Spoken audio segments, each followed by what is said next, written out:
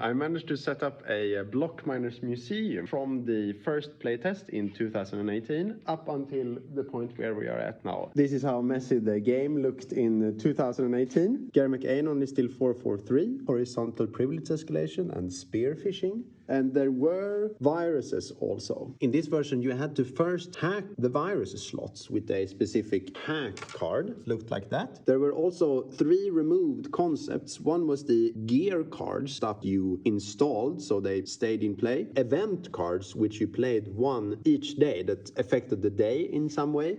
And then there were quest cards that when you browse the dark web, you would sometimes see these, and then they would get played immediately, and they had some condition you had to fulfill, and if you did it, you got the reward for that quest. From 2019 and onward, a lot was removed from the game. What was still here, which was from over there, was that there were multiple companies that you could infiltrate. So you started at like one of these, and then you infiltrated up, and if you had completed enough quests, you could start infiltrating capital. Here we can start to see a lot more cards that are called the same, like a convincing presentation, bare minimum work, prioritize, infiltrate, block reward, +2 blocks per one encounter, browse the dark web, ignore night alarm. This is the game just before LinCon, so this was when the card render had been made. It is version 0.1.0s. The board looked slightly different from how it does right now, and there are several cards that existed then but has since been removed.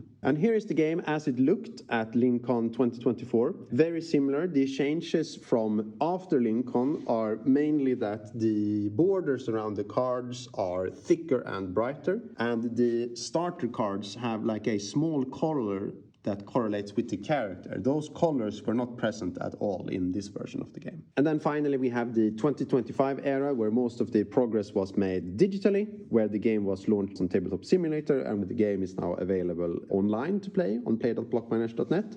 And we also have the first concept art from Lady Sapling. And it's been very nice to see that everyone has had such positive reactions. I also really like it a lot. I think it's going to be great. That was the Blockminers Museum. I hope you enjoyed this walkthrough time with me, and have a great rest of the week. Bye-bye.